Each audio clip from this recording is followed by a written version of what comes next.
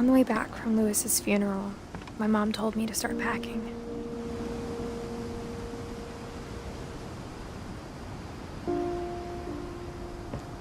She waited until the day before we left to tell Edie.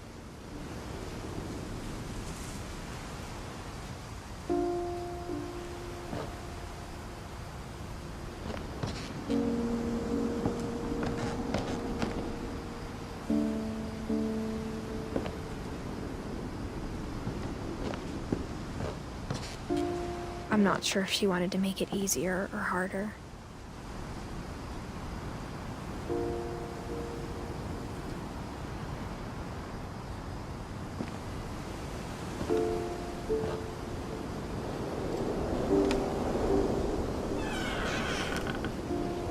I wish we'd stayed.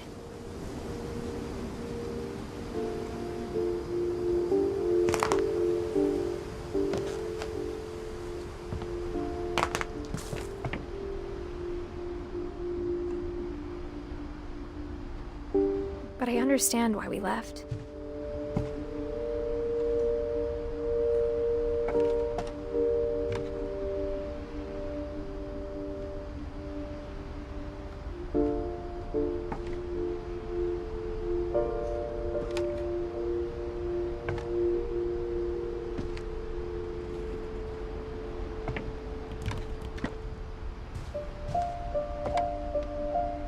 My mom ended up leaving everything behind.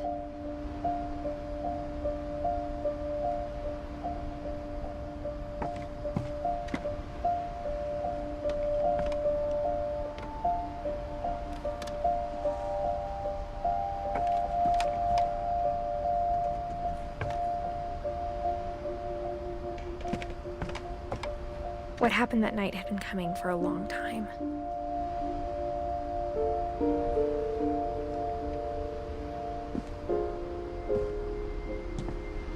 Maybe it should have come sooner.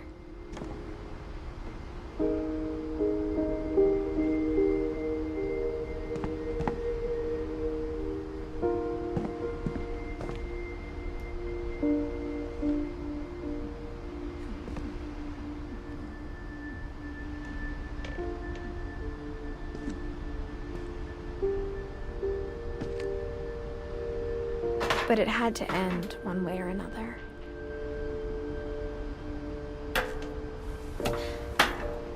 All that's left now is to tell you about that last night.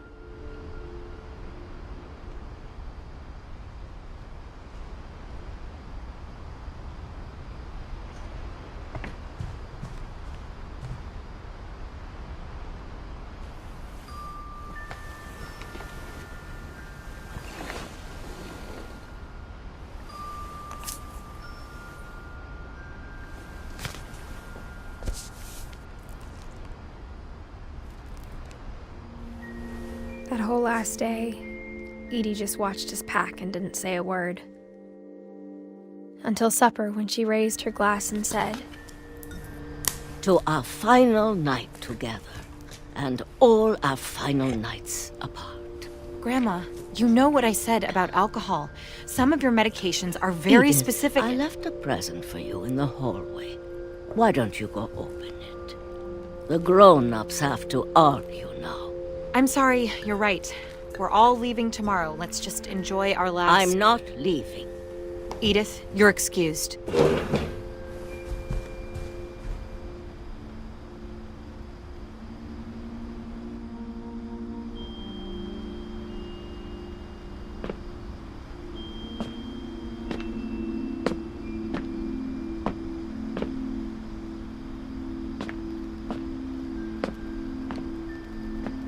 The power had been shut off that morning, but Edie always had plenty of candles.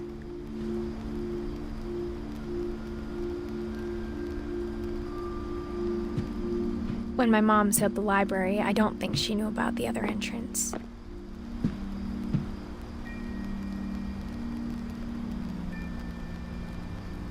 Or that Edie had a key to it.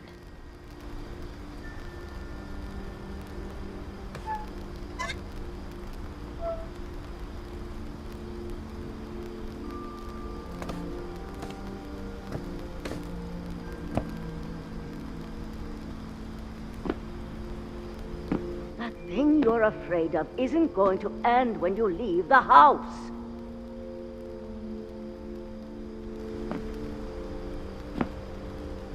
Edith has a right to know these stories. My children are dead because of your stories!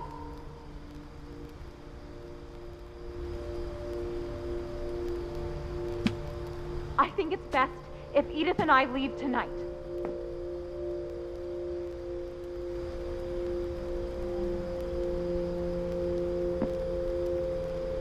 We'll have the nursing home send a van for you in the morning, okay?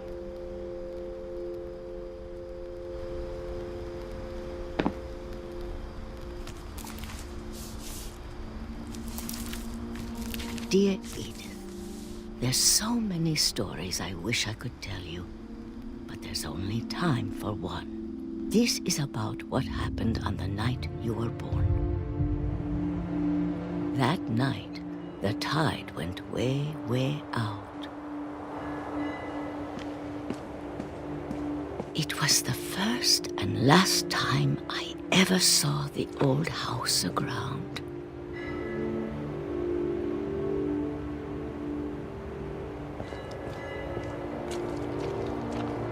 There'd been an earthquake out in the middle of the ocean. They called it the lowest tide in 1,000 years. God, it smelled awful. You know, I've seen that house every day of my life.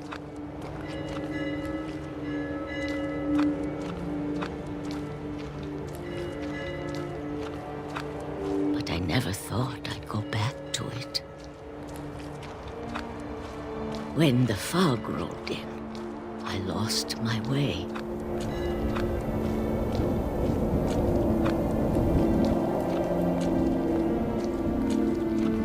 I got turned around.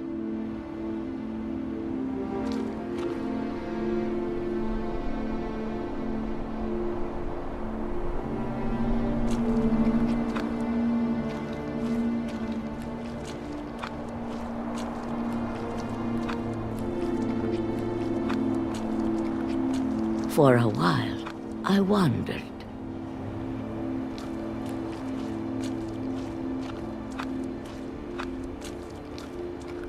I started seeing things.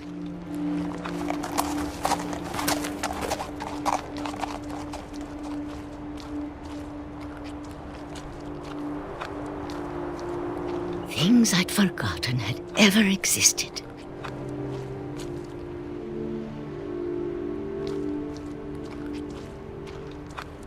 But when I saw them, they felt like old friends.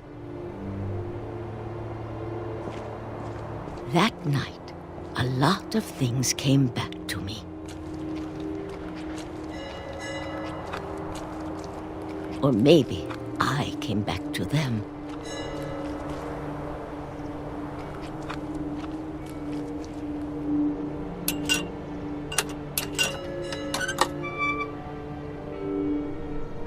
Things I can't explain, but that I need you to try and... Edith, what are you doing in here? It's mine. Edith! Mom, you're gonna rip it! Let go! I kicked and screamed, but Mom dragged me to the car.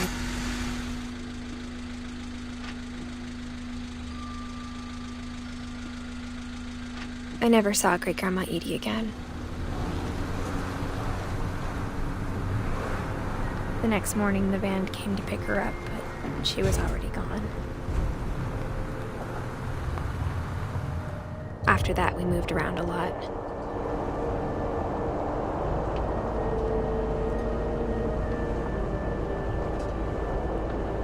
We both tried to make the best of it.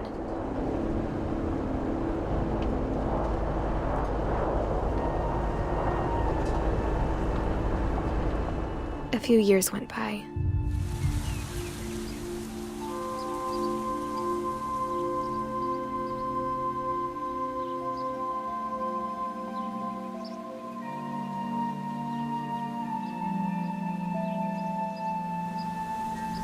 My mom didn't like to talk about it.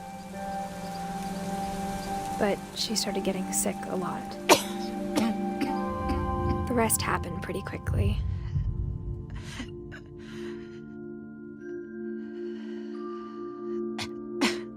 She got better for a while,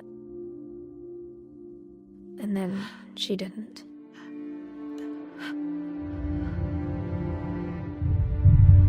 And then I was alone.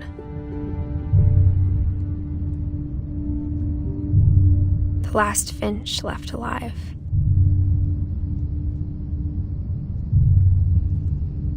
Until I found out about you. I'm still not sure what to tell you about all this.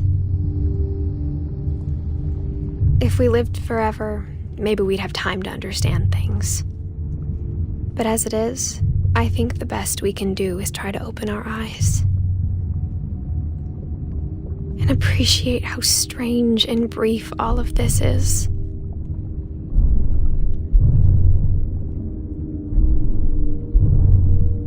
This journal was supposed to be for you.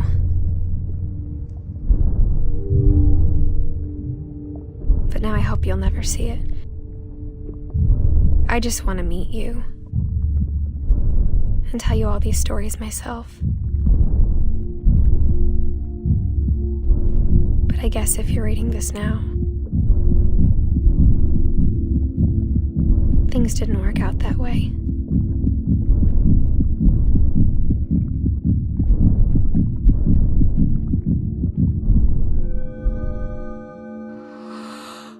This is where your story begins. I'm sorry I won't be there to see it.